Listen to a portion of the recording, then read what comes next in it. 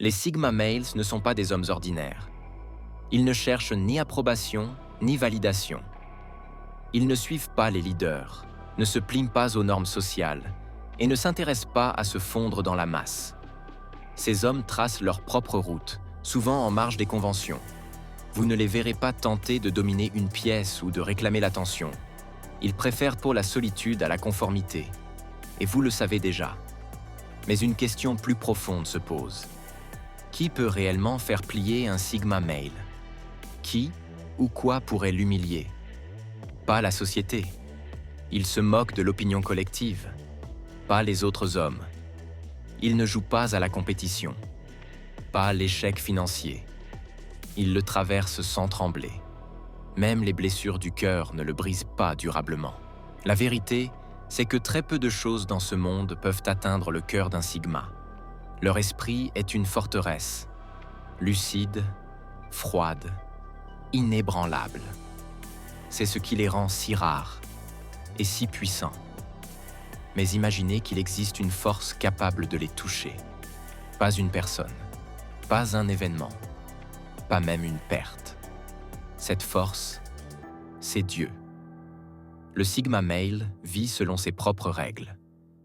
Mais il arrive un moment, pour certains, où ils rencontrent quelque chose de plus grand que la logique, plus profond que la confiance, plus vaste que leur propre esprit. Et c'est là que tout change. Ce n'est pas une histoire de domination ou de soumission. Ce n'est pas une transformation vers la faiblesse. C'est la rencontre avec une puissance véritable, éternelle. Une force qui ne cherche pas à contrôler, mais qui invite à l'abandon volontaire. Car pour le Sigma, la vraie humilité ne vient pas de l'extérieur. Elle naît de l'intérieur. Et parfois, ce changement ne se produit qu'en face de ce qui est vraiment divin. Pour comprendre pourquoi les Sigma Males sont si difficiles à ébranler, il faut comprendre leur structure mentale. Un Sigma ne choisit pas l'indépendance. Il est indépendant. C'est inscrit dans son essence. Dès l'enfance, beaucoup de Sigma réalisent qu'ils ne rentrent pas dans les moules. Ils n'ont aucun intérêt pour les jeux de groupe ou les dynamiques de foule. Ils pensent par eux-mêmes, agissent selon leur propre code et se sentent souvent plus à l'aise en observateurs qu'en acteurs sociaux. Là où la majorité cherche la communauté pour se rassurer, les Sigma trouvent la paix dans la solitude. Ils ne craignent pas d'être seuls. Ils le recherchent. Dans le silence, ils trouvent la clarté. Dans l'isolement, ils forgent leur discipline. Dans la distance, ils cultivent leur puissance. Ce n'est pas une froideur, c'est une maîtrise. Ils comprennent tôt que le monde est instable. Les gens mentent. Les tendances évoluent. Les systèmes s'effondrent. Alors, au lieu de dépendre de l'extérieur, ils bâtissent une forteresse intérieure. Une base solide, qui ne vacille pas dans le chaos. Une structure qui ne s'effondre pas sous la pression. C'est pour cela qu'ils sont souvent mal compris. On les juge distants, arrogants, insensibles. Mais en réalité, ils sont concentrés. Ils se sont entraînés à ne pas réagir impulsivement, à ne pas courir après la validation, à ne pas attendre d'être compris. Ils vivent selon des principes, des valeurs, des codes personnels. Ce qui les rend extrêmement forts et presque imperméables aux changements imposés. On ne peut pas les décevoir. On ne peut pas les manipuler. On ne peut pas les intimider avec du statut ou des menaces. Ils ne cherchent pas votre approbation, et encore moins votre permission. Mais cette puissance a une faille. Lorsqu'on est habitué à tout gérer seul, il devient facile de croire qu'on a besoin de personne, que l'on est entièrement maître de sa vie, que la volonté suffit à surmonter tout. Et c'est là que l'ego s'installe, discrètement, sans bruit, sans avertissement. C'est ce moment précis où le Sigma peut se perdre dans sa propre force, où il croit qu'il est invincible. Et c'est là que seule une force supérieure peut le ramener à l'essentiel, pas par la peur, pas par la soumission, mais par une invitation à se reconnecter à quelque chose de plus grand que lui. Et c'est ce que Dieu représente pour le Sigma Male. Non pas un maître, mais un miroir. Un rappel que même la plus solide des forteresses a besoin d'un fondement spirituel. Le Sigma Male est construit comme une citadelle. Il ne dépend de personne, ne cherche ni validation ni statut. Il ne joue pas le jeu social. Il l'observe, le décrypte et s'en détache. Il est préparé à tout. Perte, rejet, solitude. Rien ne l'ébranle. Et c'est précisément cette résilience qui le rend inaccessible. Mais cette invulnérabilité a un revers. Car tant que le Sigma croit que sa force vient uniquement de lui, il nourrit un ego, discret, silencieux, mais bien présent. Et cet ego, aussi raffiné soit-il, ne peut être touché par les outils classiques. Pression, humiliation, manipulation. Ces armes glissent sur lui comme la pluie sur une pierre. Alors comment l'atteindre?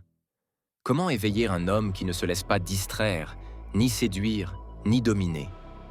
Il faut une force qui ne joue pas selon les règles humaines. Une force qui ne cherche pas à contrôler, mais à révéler. Une force qui ne demande pas, mais qui invite. Et cette force, c'est Dieu. Pas une figure religieuse imposée, mais une présence infinie. Une intelligence qui dépasse la logique. Une énergie qui ne peut être ni possédée, ni analysée. Le Sigma peut tout maîtriser, sauf l'infini. Et c'est là que l'humilité commence. Pas dans la défaite, mais dans la révélation. Un moment de silence, un regard vers le ciel, une main posée sur un enfant, une pensée qui surgit. Je ne suis pas la source, je suis une partie. Ce n'est pas une faiblesse, c'est un éveil. Quand le Sigma rencontre le divin, il ne s'effondre pas. Il s'élève. Il ne perd pas son pouvoir. Il le redéfinit. Il comprend que la vraie force n'est pas de tout porter seul, mais de savoir quand lâcher prise, quand faire confiance, quand reconnaître qu'il existe une vérité plus grande que soi. Et cette vérité ne le détruit pas. Elle le libère. C'est pourquoi seul Dieu peut humilier un Sigma. Parce que Dieu ne joue pas, il ne menace pas, il ne manipule pas, il révèle. Et dans cette révélation, le Sigma découvre ce que la plupart des hommes ne verront jamais. Que la puissance ultime ne vient pas de l'indépendance, mais de l'alignement avec quelque chose de plus grand. Toute sa puissance, toute sa résilience, toute son indépendance. Ce n'était jamais uniquement lui. C'était un don, un souffle intérieur venu d'une source plus vaste que lui-même. Et c'est pour cela que Dieu peut l'humilier, non pas par la peur, mais par la révélation. Non pas en le brisant, mais en lui montrant ce qui est vrai. Ce n'est pas une question de contrôle, c'est une question d'alignement. Quand un homme Sigma réalise que chaque victoire, chaque moment de lucidité, chaque fragment de force vient d'un principe divin, il ne perd pas confiance. Il gagne en clarté. Il comprend que la véritable puissance ne réside pas dans l'indépendance, mais dans la connexion. Connexion à quelque chose de sacré, quelque chose d'éternel, quelque chose qui n'a pas besoin de lui, mais qui le choisit. Et ce n'est pas ce qui le rend moins homme, c'est ce qui le rend plus. Car désormais, il ne s'appuie plus uniquement sur sa volonté, mais sur sa mission. Il ne résiste plus au monde. Il marche avec celui qui l'a créé. Voilà pourquoi seul Dieu peut humilier un vrai Sigma. Parce que seul Dieu peut atteindre les profondeurs que personne ne peut toucher. Seul Dieu peut parler à l'âme sans élever la voix. Seul Dieu peut faire tomber les murs, sans violence. Et la beauté, c'est que Dieu ne force rien. Il attend, en silence, avec patience, jusqu'à ce que le Sigma, dans son propre silence, commence à entendre. Et quand il écoute, tout change, pas brutalement, mais profondément, définitivement. C'est ça la vraie humilité. Pas une faiblesse, pas une soumission à un système, mais un alignement avec le Créateur. Et une fois que le Sigma voit cela, il n'est plus le même. Il devient le Sigma éveillé. Humble mais intact, transformé mais plus fort. Alors que se passe-t-il après cette rencontre divine? Perd-il sa force? Devient-il docile? Est-il facilement influençable? Absolument pas. Au contraire, cette version du Sigma est plus puissante que jamais, parce que sa force ne vient plus de l'ego, mais de la foi. Son indépendance n'est plus une rébellion, mais une lucidité. Il ne marche plus seul, il marche avec un but. Il sait où il va. Et surtout, il sait pourquoi. L'humilité, pour lui, ne ressemble pas à une soumission aux hommes. Elle ressemble à une reconnaissance de la vérité. Ce n'est pas s'abaisser, c'est élever sa vision. Il n'a plus besoin de porter le monde sur ses épaules. Il comprend qu'il n'a jamais été censé le faire. Il ne cherche pas l'attention. Il ne suit pas les tendances. Il ne demande pas l'approbation. Et désormais, il ne cherche même plus à tout contrôler. Car il a confiance en quelque chose de plus grand. Et cette confiance lui offre une paix que ni mentalité, ni stratégie, ni livre ne pourra jamais lui donner. Le Sigma transformé ne renonce pas à son feu. Il l'amplifie. Il ne fuit pas la solitude. Il l'utilise pour entendre Dieu plus clairement. Il ne cesse d'être silencieux, mais désormais, son silence est chargé d'intention. Et quand il parle, ce n'est pas juste sa vérité. C'est la vérité éternelle. C'est ce qui rend le Sigma humble une force redoutable dans ce monde. Il ne se contente plus d'aller à contre-courant. Il avance avec une direction divine.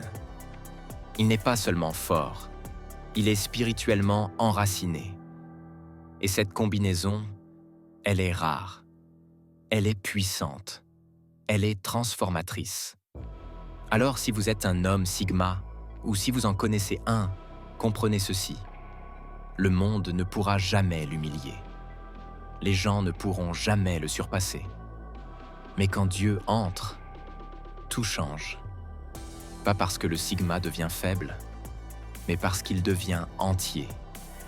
L'homme Sigma, indépendant, inébranlable, maître de lui, peut sembler incarner la forme ultime de masculinité. Un homme qui ne dépend de personne.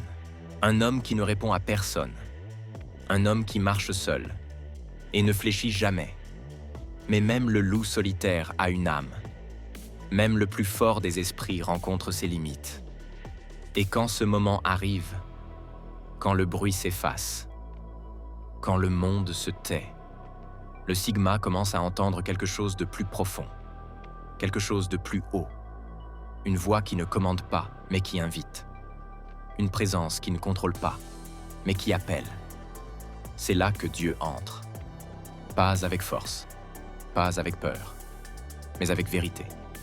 Car au fond, chaque homme, Sigma ou non, reste humain, créé, connecté à quelque chose de plus grand que la survie et la puissance, connecté à un but, à une mission, à un sens qui ne vient pas de l'intérieur, mais d'en haut. Si vous vous reconnaissez dans cet esprit Sigma, voici le défi. Vous n'avez pas à renoncer à votre puissance pour découvrir l'humilité. Vous n'avez pas à perdre votre feu pour gagner en sagesse. Vous n'avez pas à conquérir le monde pour vous incliner devant Dieu. En réalité, c'est au moment où vous reconnaissez les limites de votre propre force que votre prochain niveau de puissance se révèle. Pas par domination, mais par élévation. Pas par soumission, mais par éveil. Car la vraie puissance n'a pas peur du renouveau. Elle l'accueille. Et les vrais Sigma, les authentiques, n'ont pas peur d'aller plus loin. N'ont pas peur de perdre pour rencontrer l'infini. N'ont pas peur d'admettre que peut-être, ils n'étaient pas censés marcher seuls pour toujours. Merci d'avoir écouté. Si ce message vous a touché, partagez-le avec quelqu'un qui en a besoin. Laissez un mot, une pensée, un écho. Et si vous cherchez plus de vérité, plus de profondeur, plus de feu, abonnez-vous. Parce que ce contenu ne cherche pas à plaire à l'algorithme. Il cherche à parler à l'âme. À la prochaine. Restez lucide. Restez vrai. Et surtout, avancez avec un but.